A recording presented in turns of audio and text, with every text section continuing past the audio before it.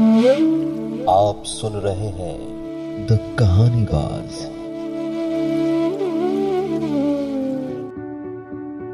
नमस्ते दोस्तों, स्वागत है आपका एक बार फिर से द कहानीबाज के कहानियों में। हमारी आज की कहानी का नाम है यूपी 65। अब तक इस कहानी के 6 एपिसोड हो चुके हैं और आज ये हमारा 7वां एपिसोड होने जा रहा है। तो आइए चलते हैं आज की कहानी की ओर।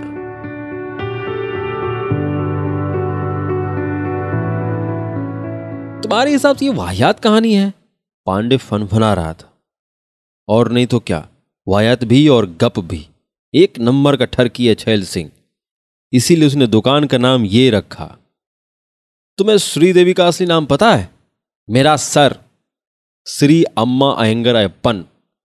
पांडे फिर से दांत निपोर रहा था। यह उसके लिए फिर से एक यूरेका मोमेंट था। देखो निशांत बाबू, छैल सिंह की कहानी सच्ची हो या झूठी, लेकिन नाम में बात है जो है। नहीं मानते तो जरा उस दुकान का नाम खुद पढ़ लो, वो जो पान की दुकान के बगल में है, Bobby Deol hair cutting salon. मुझे अपनी आंखों पर भरोसा नहीं हो रहा था। उस दुकान का नाम सच में बॉबी देओल के नाम पर था। वह शायद भारत में बॉबी देओल का पहला और आखिरी फैन रहा होगा। मालूम हुआ कि यह सज्जन 1995 में बॉबी की बरसात देखकर दीवाने हो लिए और उस दिन से वे बस बरसात के बादल जैसा बनना चाहते थे। गुप्त का साहिल, सोल्जर का विकी, बिच्छू का जीवा और दिल्लगी का राजवीर। और मैं हैरान इस बात पर हो रहा था, ये सज्जन बॉबी देओल जैसा क्यों बनना चाहते थे। आप कुछ भी बनने की हजरत रख लीजिए। राजेंद्र कुमार, राहुल रॉय, प्रेमनाथ, जीवन, रंजीत, किरण कुमार, दीपक तिजोरी, सदाशिव राव, अमरापुरकर या फिर साक्षात आफ्ताब शिवदासनी। लेकिन बॉबी देओल क्यों? कभी सुना है आपने कि जो बच्चा बड़ा होकर पायलट बनना चाहता है, वह अचानक एक दिन आकर अपने पिता से बोले, पापा पापा, मैं एयरपोर्ट पर तलाशी लेने वाला सिक्योरिटी गार्ड बनना चाहता हूं। या फिर जो बच्चा बड़ा होकर स्पेसशिप से अंतरिक्ष जाना चाहता है, या वह अचानक से कहे कि मैं अब बड़ा होकर एक दिन चौरी चौरा एक्सप्रेस से गोरखपुर जाना चाहता हूं। पर यह सज्जन बॉबी देओल जैसा बनना चाहते थे। खैर, इनकी दुकान पर दिन भर बतकही होती थी। दुनिया भर के एक से एक लतखोर विद्वान यहीं बैठ के जमाते थे। मैं और पांडे दुकान के बगल वाली चाय की टपरी पर बैठ गए। केंद्रीय विद्यालय के 2 लड़के 10वीं का हिंदी का एग्जाम लिखकर लौटे हुए थे और पर्चा डिस्कस कर रहे थे। ये बुजुर्ग ग्लोबल वार्मिंग का निबंध कौन पूछता है रे? 17 निबंध रट कर गए थे, उनमें से एको नहीं आया। पहले वाले ने गुस्से में बुरी तरह फायर होते हुए कहा, हम कहते कि निबंध मत तैयार करना, रटे वाला निबंध नहीं फंसता तो बहुत दिमाग खराब होता है। दूसरा लड़का मुस्कुराते हुए बोला। उसकी मुस्कुराहट का गुड अर्थ यह था कि अबे हमें तो पहले से ही पता था भाई जी, हमारी बात नहीं सुनोगे तो घुस जाएगी।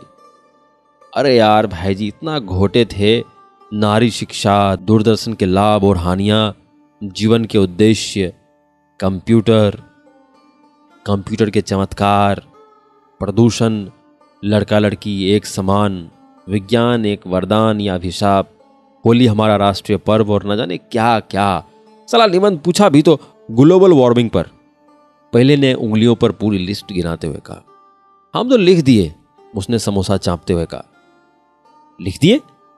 पहले वाले ने समोसा दोने में वापस रखते हुए आश्चर्यचकित होते हुए पूछा। लिख दिए? क्या लिख मारे एकदम?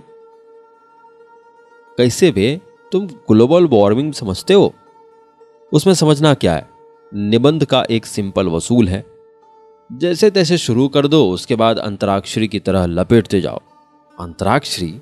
हाँ, जैसे अंतराक्षरी में एक गाना जहां से खत्म हो, अगला गाना उसकी पूछ से शुरू होता है। जैसे कि सावन का महीना पवन करे शोर, रमैया वस्तावैया मैंने दिल तुझको दिया, यम्मा यम्मा यम्मा यम्मा। वैसे ही निबंध भी, जैसे कि ग्लोबल वार्मिंग गर्म होती है। गर्म तो असली मई जून में पड़ती है। जून में पिछली बार हम नानी के घर गए थे। नानी एक नंबर की झक्की औरत है। औरत ममता की मूरत होती है। मूरत देखनी है तो खुजराहो जाइए। खुजराहो बड़ी अश्लील जगह है।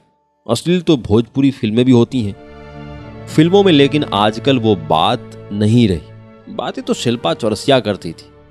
चौरसिया लोग पान भंडार खोल लेते हैं। पान खाने गर्मियों में नहीं निकलते। गर्मी ग्लोबल वार्मिंग की वजह से बढ़ी है।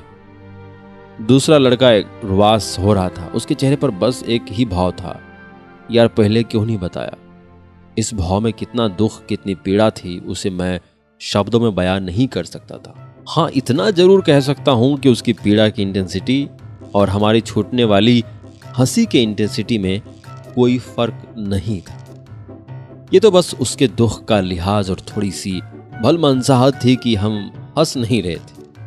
पैसा दे बा, चाय वाले ने ज्ञानी लड़के को डपटते हुए कहा। दई भाग थोड़ी रहे हैं, दई दई बुजुर्गों के जैसे तुम्हारे लक्षण है।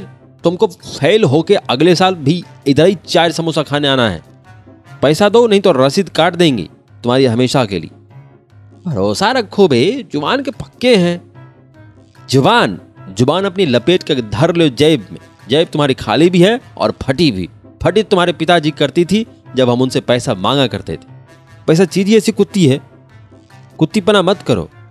करो तो नकद करो, उधार नहीं। उधार के नाम से हमको बुखार आ जाता है। बुखार तो साहब सन 70 में फैला था पूरे बनारस में। बनारस एक पावन शहर है। पावन शहर को तुम्हारे जैसे हरामी लोग ही बदनाम करते हैं। चाय वाले ने जुबान पर निबंध सुनाया। ले पैसा साला भिखारी, उसने गुस्से में कहा और समोसा वापस रखकर आगे बढ़ गया। फिर उसे लगा कि जब पैसा दे ही दिया है तो समोसा क्यों बर्बाद हो, और वो वापस समोसा उठाकर रुखसत हो गया। हमारी आज की कहानी में बस इतना ही। मैं आशा करता हूं कि आपको यह कहानी मजेदार लग रही होगी। अभी इस कहानी के और भी एपिसोड्स बाकी है। इसी तरह बने रहिए हमारे साथ और सुनते रहिए द कहानीबाज़। धन्यवाद।